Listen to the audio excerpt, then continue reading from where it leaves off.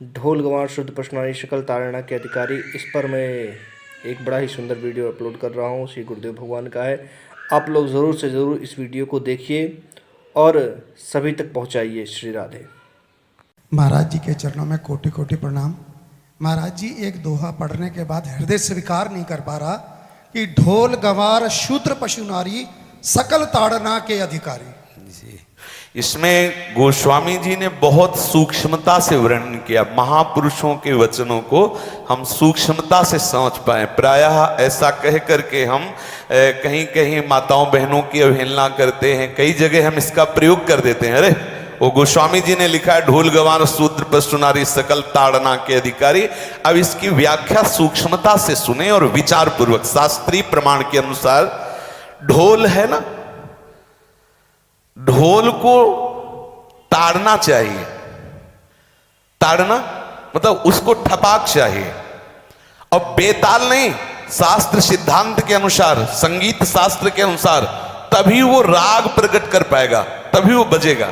ढोल को हाथ जोड़ के बोलो कि साहब आप बज जाएं, नहीं बजे, उसको ताड़ना चाहिए। अब ताड़ना शब्द चारों में एक जैसा नहीं लगेगा। शब्द एक ही है ताड़ना, लेकिन ताड़ना के अर्थ अलग अलग हैं। जैसे कनक है, एक ही शब्द है कनक, लेकिन कनक कनक ते 100 गुनी मादकता अधिकाय, वा खाए बोराए जग या पाए बोराए। बोले कनक ही शब्द है। जैसे ताड़ना शब्द का हम प्रयोग केवल वही समझे कि ताड़ना देना ही नहीं, उसका अर्थ अलग अलग है। जैसे कनक शब्द है, कनक को सोना भी कहते हैं और कनक को धतूरा भी कहते हैं। कनक को धतूरा भी कहते हैं। एक कनक है जिसके खाने से बावरा हो जाएगा और एक कनक है जिसके पाने से बावरा हो जाएगा। कनक शब्द एक ही है लेकिन दोनों का अर्थ अलग अलग हो गया। ऐसे ही ढोल में ताड़न का तात्पर्य है उसको पीटना, लेकिन वो शास्त्रीय संगीत के आधार पर उसको ताल देना। ताल देने से ही वो राग प्रकट करता है, आनंद की उमगन करता है, ना कि प्रार्थना करने से। समझ रहे? अच्छा, गंवार, गंवार कहते हैं विवेकहीन पुरुष को। विवेकहीन पुरुष को कोई कार्य दे दो और उस पर दृष्टि न रखो तो कार्य नष्ट हो जाएगा। वहां ताड़ने का तात्पर्य उसको पीटना नहीं है। उस अविवेकी गंवार पर दृष्टि रखो। जो आपने कार्य सौंपा है, जो भी कार्य उसका है, उस अविवेकी पर दृष्टि रखना ताड़ना हुआ। उस पर दृष्टि रखो, क्योंकि वो अविवेकी है, गंवार है, वो कार्य प्रणाली ठीक जानता नहीं। आप जहां त्रुटि होता संभाल लेना तो वो संभल जाए, क्योंकि वो गंवार है। और शूद्र, शूद्र का तात्पर्य होता है शूद्र। वैसे जो वर्ण व्यवस्था में शूद्र का प्रादुर्भाव सबसे श्रेष्ठ जगह से प्रादुर्भाव है। वर्णन आता है ब्राह्मणोष मुखमाशीत बाहु राजन्य कृतः उरुददस जद्वैश्या पदभ्याग्यं शूद्रो जायत। भगवान के श्री चरणों की ही वंदना होती है। प्राय आपने देखा सबके श्री चरणों की, और शूद्रों का प्रादुर्भाव श्री चरणों से हुआ है।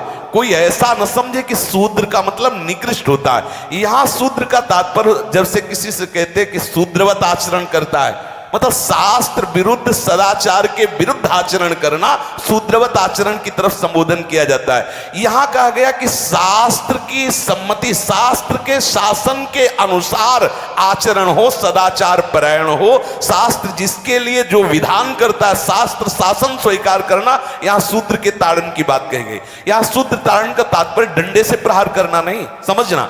और जो चौथा कहा गया नारी, अगर स्त्री को हम ये कहें कि ताड़न से ही वो केवल काबू में रहती है, तो राष्ट्र में अपने प्रसिद्ध लक्ष्मीबाई जैसी कोई सामर्थ्यशाली वीरांगना, कोई वीरों सामने बड़े बड़े वीरों के दांत खट्टे कर दे, ऐसी बहादुर सिंघनी हुई, अंग्रेजों के दांत खट्टे कर दिए। अगर कोई समझे कि नारी केवल ताड़ने के लिए है तो उसकी मूर्खता है। पुरुष और नारी का समान प्रादुर्भाव हुआ है। भगवान ब्रह्मा के श्री अंग से दाहिनी तरफ से महाराज मनु और बाईं तरफ से उनकी पत्नी उनका प्रादुर्भाव हुआ शतरूपा। शतरूपा, अब आप बोलो एक ही शक्ति के दो भाग हो गए, एक पुरुष रूप धारण कर लिया, एक नारी रूप धारण कर लिया। अब यहां विचार जो है कि उस नारी के ऊपर ताड़न शब्द का क्या प्रयोग है।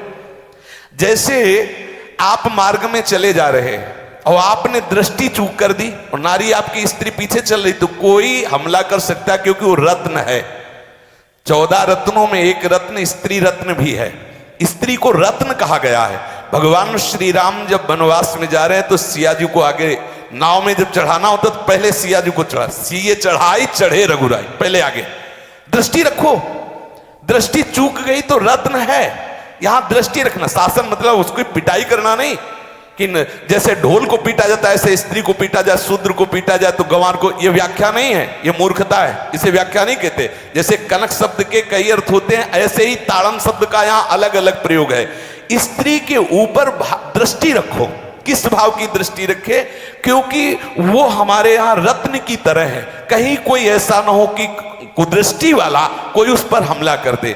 पाणी ग्रहण संस्कार में रक्षा का भी सूत्र बताया जाता है कि आपको अभी ये समर्पित है, आप इसकी रक्षा करें। हमारे शास्त्रीय सिद्धांत में देखो कभी भी स्त्री को अकेला छोड़ने का सिद्धांत नहीं पाया गया। अगर शास्त्रीय सिद्धांत, बच्ची है तो माता पिता के शासन, थोड़ी बड़ी हुई तो भाई आदि के बीच में, और बड़ी हुई तो पति के, और बड़ी हुई तो पुत्रों के, मतलब एक सानिध्य का एक दृष्टि रखी गई है कि यदि आप अपनी दृष्टि में रखेंगे तो उसका अमंगल नहीं होगा, उसका हित नहीं होगा।